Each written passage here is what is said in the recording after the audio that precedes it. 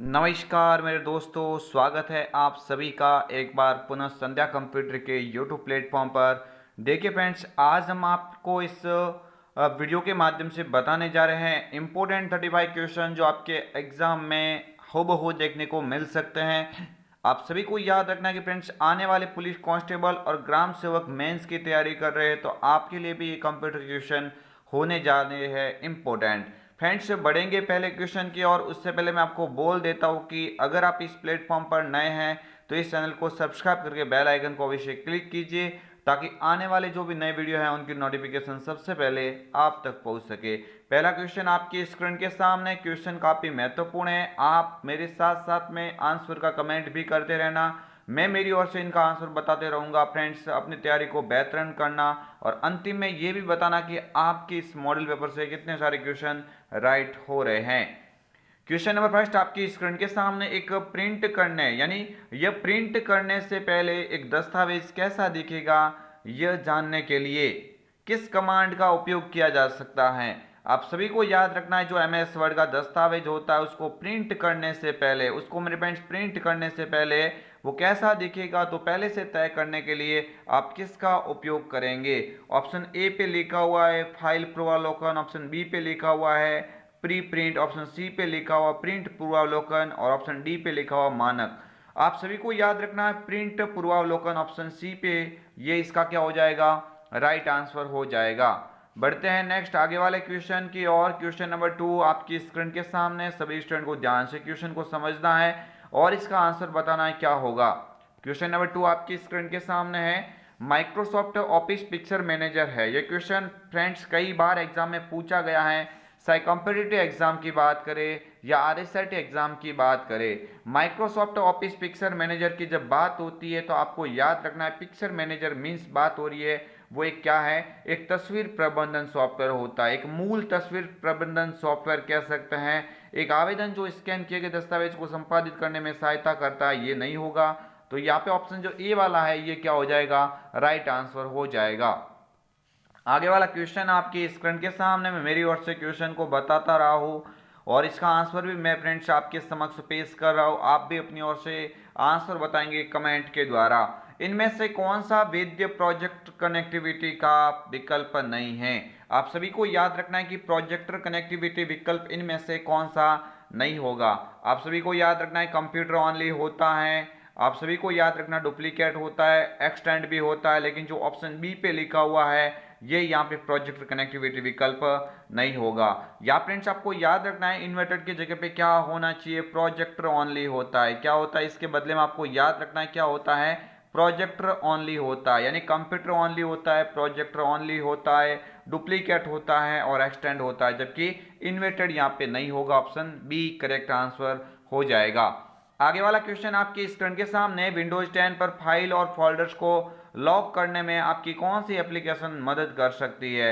आप सभी को याद रखना है, मैंने क्वेश्चन ये कई बार मॉडल पेपर में डाला है तो आपको याद भी रखना है कि आप सभी यहाँ पे देखेंगे विंडोज 10 पर जो फाइल या फोल्डर्स होते हैं उनको लॉक करने में आपकी कौन सी एप्लीकेशन मदद करती है।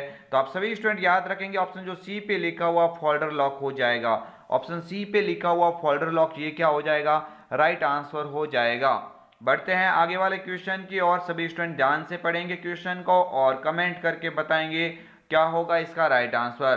क्वेश्चन नंबर 5 आपकी स्क्रीन के सामने। निम्न में से कौन सा एक प्रकार का यूजर अकाउंट विंडोज 10 में नहीं है। आप सभी को याद रखना है विंडोज 10 में ऐसा कौन सा यूजर अकाउंट है जो नहीं होता है। मेरे फ्रेंड्स ऑप्शन ए पे लिखा हुआ स्टैंडर्ड, स्टैंडर्ड तो होता है, ये मेरे फ्रेंड्स एक बेसिक यूजर अकाउंट होता है। स्टैंडर्ड अकाउंट कौन सा होता है, एक बेसिक यूजर अकाउंट होता है, तो ये तो आपको याद रखना है। इसके अलावा प्रशासक यानी इसको आप इंग्लिश में एडमिनिस्ट्रेटर बोलेंगे, क्या बोलेंगे इसको, एडमिनिस्ट्रेटर यहाँ पे हो जाएगा। तो यहाँ पे ऑप्शन ए भी राइट है और ऑप्शन बी भी राइट है, यानी सी वाला ऑप्शन करेक्ट आंसर हो जाएगा। आगे वाला क्वेश्चन आपके स्क्रीन के सामने। क्वेश्चन नंबर 6 और काफी महत्वपूर्ण एग्जाम में कई बार ये क्वेश्चन पूछा जा चुका है।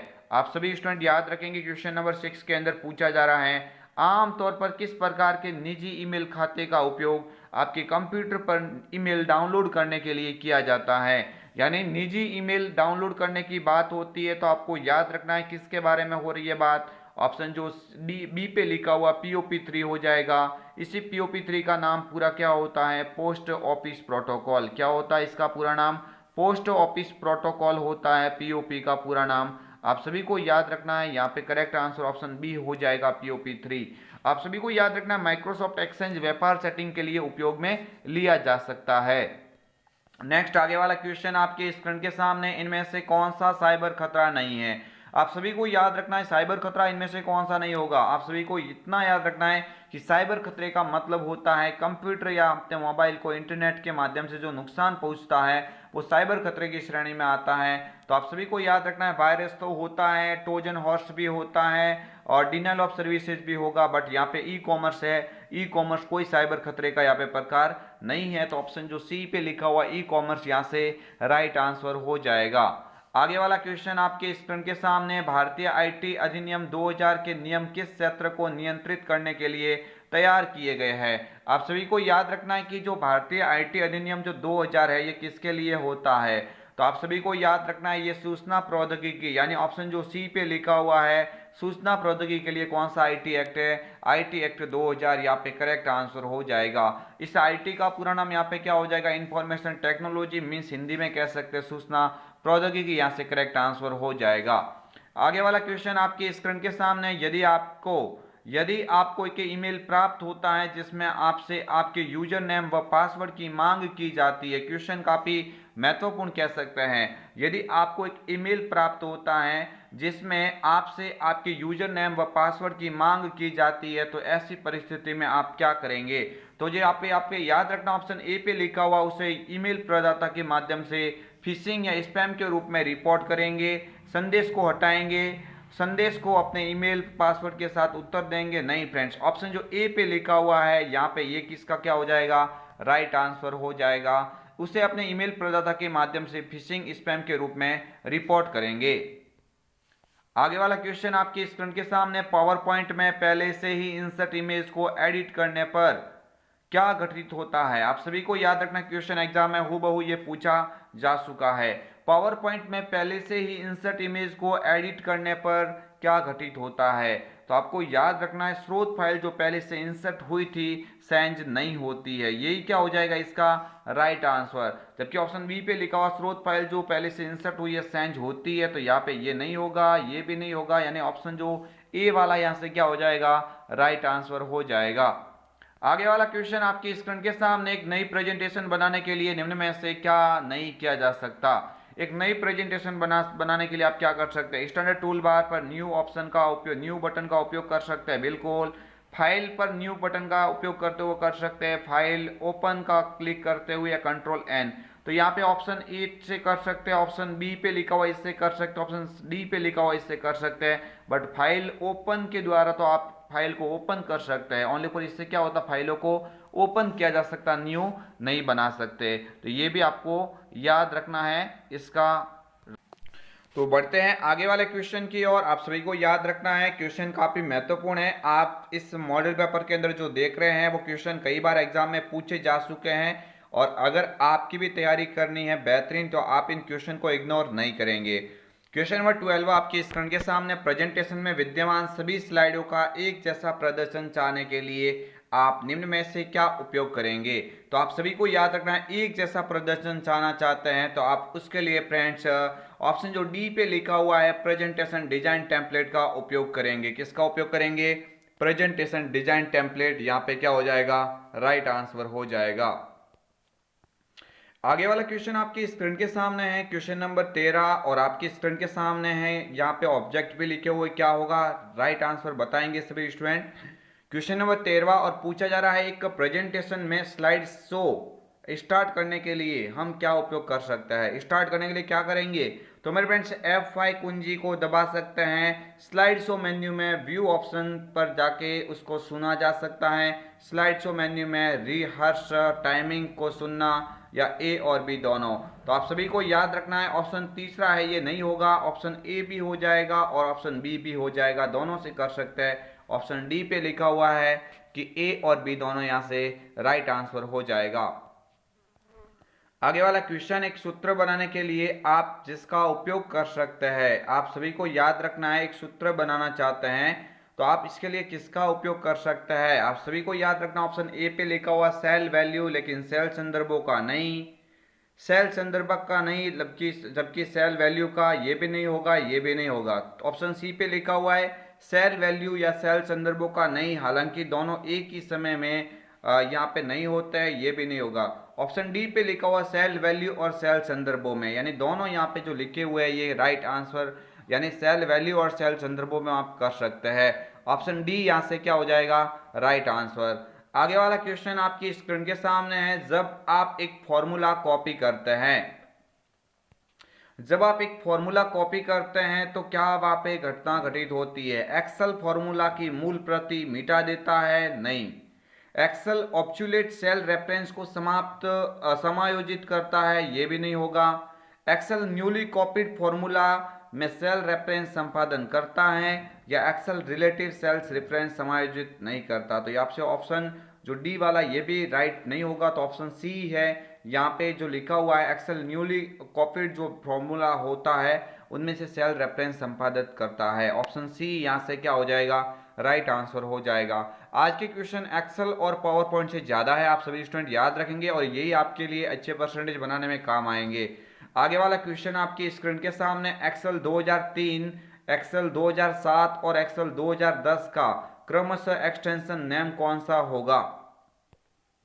तो आप सभी को याद रखना है कि इनका एक्सटेंशन नेम की जब बात होती है तो 2003 का क्या हो जाएगा, एक्सेल एस हो जाएगा। 2007 का क्या हो जाएगा, एक्सेल एस एक्स हो जाएगा। 2010 का भी क्या हो जाएगा, एक्सेल एस एक्स हो जाएगा। तो यहाँ पे ये जो क्रम से पूछा गया है, यहाँ पे ऑप्शन सी करेक्ट आंसर हो जाएगा। आगे वाला क्वेश्चन आपके स्क्रीन के सामने, एक वर्कशीट में रो तथा कॉलम टाइटल को होल्ड करने हेतु होल्ड करेंगे, ताकि क्या होगा कि जब भी वर्कशीट को स्क्रॉल किया जाएगा, घुमाया जाएगा, तो वो सेल या फिर वो जो भी आपने कॉलम वगैरह स्क्रॉल किया, जो यहाँ पे फ्रीज किया है, वो फ्रेंड्स यहाँ पे एक जगह पे स्थायी हो जाएगा, वो स्क्रॉल नहीं होगा। आप इसके लिए क्या उपयोग कर सकते हैं, अनफ्रीज पेन्स कमांड नहीं होगा, तो ऑप्शन बी पे लिखा हुआ फ्रीज पेन कमांड, यानी ऑप्शन बी पे लिखा हुआ है फ्रीज पेन कमांड का उपयोग करते हुए किसी सेल को या किसी सीट को या फिर फ्रेंड्स जितना भी आपने सिलेक्ट किया है उसको एक जगह पे क्या कर सकते हैं, जमा कर सकते हैं वो, ताकि स्क्रॉल नहीं होगा। बाकी सभी स्क्रॉल हो जाएंगे, बट जिसको आपने फ्रीज किया वो एक जगह पे स्थायी हो जाएगा। तो ऑप्शन बी पे लिखा हुआ फ्रीज पेन कमांड यहाँ से राइट आंसर हो जाएगा। आगे वाला क्वेश्चन आपकी स्क्रीन के सामने है, इनमें से कौन सा फीचर सिलेक्टेड एरिया के फॉर्मेटिंग को हटाता है। सिलेक्टेड एरिया की फॉर्मेटिंग को जब हटाने की बात होती है, किसकी बात होती है, हटाने की बात होती है, तो आप सभी को याद रखना है यहाँ पे क्लियर फॉर्मेटिंग का उपयोग किया जाएगा। ऑप्शन ए पे लिखा हुआ है क्लियर फॉर्मेटिंग का यहाँ पे उपयोग कर सकते हैं। ऑप्शन ए करेक्ट आंसर हो जाएगा कि हटाने के लिए क्लियर फॉर्मेटिंग का और उसके ऊपर फॉर्मेटिंग लागू करने के लिए फॉर्मेट पेंटर का उपयोग किया जाता है। आगे वाला क्वेश्चन आपकी स्क्रीन के सामने, दस्तावेज में हेडर और फुटर डालने का मूल उद्देश्य क्या है। आप सभी को याद रखना है दस्तावेज में हेडर और फुटर डालने का मूल उद्देश्य क्या होता है। तो आप इतना याद रखना कि इसमें आप इससे क्या कर सकते हैं। ऑप्शन ए पे लिखा हुआ है दस्तावेज की दिखावट सुधारने के लिए। ऑप्शन बी पे लिखा हुआ पृष्ठ के आरंभ और समापन को चिह्नित करने के लिए, बड़े दस्तावेज को अधिक पठनीय बनाने के लिए, या मुद्रित होने पर हेडर और फुटर दस्तावेज पर दिखाई देने के लिए। तो ऑप्शन ए हो जाएगा दस्तावेज की दिखावट सुधारने के लिए, यहाँ पे हम इसका उपयोग कर सकते हैं। आगे वाला क्वेश्चन आपकी स्क्रीन के सामने, पोर्ट्रेट व लैंडस्केप क्या है। मैंने कई बार पहले मॉडल पेपर में क्वेश्चन डाला हुआ। पोर्ट्रेट का मतलब होता है पेज की स्थिति ये वाली जो आप रेगुलर डिफॉल्ट रूप से एमएस वर्ड में देखते हैं, और लैंडस्केप का मतलब होता है पेज की स्थिति ऐसे। तो आप सभी को याद रखना ये पार्ट लैंडस्केप हो जाएगा और ये वाला पेज का जो प्रारूप है वो क्या हो जाएगा, पोर्ट्रेट। तो ये दोनों किसके प्रकार है, ये दोनों पेज ओरिएंटेशन के प्रकार है। ये किसके प्रकार है, पेज ओरिएंटेशन। ऑप्शन ए पे लिखा हुआ है, ये इसका राइट आंसर हो जाएगा। बढ़ते हैं आगे वाले क्वेश्चन की ओर। पेज ओरिएंटेशन ऑप्शन किस टैब में उपलब्ध है। हालांकि फ्रेंड्स आप सभी को याद रखना दोनों question as it is exam में पूछे जा चुके हैं। क्वेश्चन नंबर 21 और इसके अंदर पेज ओरिएंटेशन किस टैब में उपस्थित है ये पूछा गया। तो आप इतना याद रखना कि ये पेज लेआउट के अंदर होता है। ऑप्शन ए पे लिखा हुआ पेज लेआउट यहाँ पे राइट आंसर हो जाएगा। आगे वाला क्वेश्चन आपकी स्क्रीन के सामने हैंडहेल्ड डिवाइस का उदाहरण है। हैंड हेल्ड यानी जिसको आप अपने हाथों में आसानी से रख के इस्तेमाल कर सकते हैं। तो हैंड हेल्ड डिवाइस की श्रेणी में किसको रखा जाएगा? मेरे फ्रेंड्स फीचर्स फोन आ जाएगा, स्मार्टफोन भी आ जाएगा, टैबलेट और फैबलेट भी आ जाएगा। तो यहाँ पे क्या हो जाएगा? उपरोक्त सभी हो जाएगा। उपरोक्त सभी यहाँ पे ऑप्शन डी वाला यहाँ पे आंसर क्या हो जाएगा? करेक्ट हो जाएगा। आगे वाला क्वेश्चन आपकी स्क्रीन के सामने क्वेश्चन नंबर 23 और काफी इंपॉर्टेंट क्वेश्चन है आपकी एग्जाम की दृष्टि से। ये एग्जाम में कई बार पूछा जा चुका है। क्वेश्चन नंबर 23, हॉटस्पॉट कनेक्टिविटी के लिए या हॉटस्पॉट के लिए किस कनेक्टिविटी की आवश्यकता होती है? तो आप एक फोन से अगर हॉटस्पॉट स्टार्ट करते हैं तो दूसरे फोन में क्या आपको आवश्यकता होती है? तो यहाँ पे ऑप्शन जो लिखा हुआ ए पे वाईफाई, इस वाईफाई का पूरा नाम क्या होता है? वायरलेस फिडेलिटी हो जाएगा। ऑप्शन ए करेक्ट आंसर हो जाएगा, वाईफाई। आगे वाला क्वेश्चन आपकी स्क्रीन के सामने, कौन सा ऐप नागरिकों के मुद्दों को हल करने और समाधान प्रदान करने के लिए बनाया गया है? तो नागरिकों के मुद्दों को हल करने और समाधान प्रदान करने के लिए कौन सा ऐप बनाया गया है? तो उसका नाम मेरे फ्रेंड्स है राजस्थान संपर्क। यहाँ पे नाम क्या हो जाएगा इसका? राजस्थान संपर्क हो जाएगा। राजस्थान संपर्क हो जाएगा। ये क्वेश्चन एग्जाम में कई बार पूछा जा चुका है, सभी स्टूडेंट को याद रखना है। नेक्स्ट आगे वाला क्वेश्चन आपके स्क्रीन के सामने, जीपीएस का पूरा नाम। फ्रेंड जीपीएस क्या होता है? अपने मोबाइल की लोकेशन को ट्रैक करने के लिए जीपीएस का उपयोग किया जाता है। इसका पूरा नाम होता है, क्या होता है? इसका पूरा नाम होता है ग्लोबल पोजिशनिंग सिस्टम। क्या होता है? जीपीएस। जीपीएस का पूरा नाम क्या होता है? Global positioning system. ऑप्शन जो ए पे सी पे लिखा हुआ है ये क्या हो जाएगा? राइट आंसर हो जाएगा। आगे वाला क्वेश्चन आपकी स्क्रीन के सामने, ताप, दबाव, गति आदि संकेतों के आधार पर कार्य करने वाले कंप्यूटर कौन से होते हैं? ताप, दबाव, गति आदि संकेत पर कार्य करने वाले कंप्यूटर कौन से होते हैं? यानी आप मापन की बात कर रहे हो तो यहाँ पे ऑप्शन ए पे लिखा हुआ एनालॉग हो जाएगा। एनालॉग कंप्यूटर यहाँ से क्या हो जाएगा? करेक्ट आंसर हो जाएगा। आगे वाला क्वेश्चन आपकी स्क्रीन के सामने क्वेश्चन नंबर 27, एग्जाम में कई बार ये क्वेश्चन पूछा जा चुका है, आप सभी को याद रखना है। विंडोज 10 में ब्राइटनेस, स्पीकर का वॉल्यूम कह सकते हैं, बैटरी स्टेटस कह सकते हैं, वायरलेस नेटवर्क स्क्रीन रेजुलेशन, ये आदि जो नाम लिखे हुए हैं ये कौन से ऑप्शन में आप यूज में ले सकते हैं? यानी सभी विकल्प किस में उपस्थित होते हैं? Math input panel, word pad, Windows mobility centre या स्नैपिंग टूल्स। तो आप सभी को याद रखना ये सारे ऑप्शन कहाँ पे होते हैं? विंडोज मोबिलिटी सेंटर यहाँ पे राइट आंसर हो जाएगा। ये स्नैपिंग टूल्स होता है, ये स्क्रीनशॉट लेने के लिए काम में लिया जाता है। और मैथ इनपुट पैनल का उपयोग किसके लिए किया जाता है? तो आप सभी को याद रखना है कि मैथमेटिकल प्रॉब्लम को सॉल्व करने के लिए मैथ इनपुट पैनल का उपयोग किया जा सकता है। आगे वाला क्वेश्चन आपके स्क्रीन के सामने, आमतौर पर किस प्रकार का ईमेल खाता व्यापार चैटिंग में उपयोग किया जाता है? मैंने आगे फ्रेंड्स बताया था जब POP3 की बात की थी। तो आप सभी को याद रखना है कि ईमेल व्यापार फ्रेंड्स किस प्रकार का ईमेल खाता जो व्यापार चैटिंग में काम में लिया जा सकता है? तो आप सभी को याद रखना है जब व्यापार चैटिंग की बात होती है तो वो बात हो रही है माइक्रोसॉफ्ट एक्सेंज। यानी ऑप्शन जो सी पे लिखा हुआ ये क्या हो जाएगा? राइट आंसर हो जाएगा। नेक्स्ट आगे वाला क्वेश्चन आपकी स्क्रीन के सामने, दस्तावेज में एक नया पैराग्राफ दर्ज करने के लिए किस बटन का प्रयोग होता है? आप सभी को याद रखना है दस्तावेज में एक नया पैराग्राफ दर्ज करने के लिए किस बटन का प्रयोग किया जाता है? तो नया पैराग्राफ दर्ज करने के लिए आप कीबोर्ड की एंटर कीज को इस्तेमाल कर सकते हैं। एंटर कीज यहाँ पे क्या हो जाएगा? राइट आंसर हो जाएगा। बढ़ते हैं आगे वाले क्वेश्चन की ओर, माइक्रो ब्लॉगिंग का निम्न में से कौन सा उदाहरण है?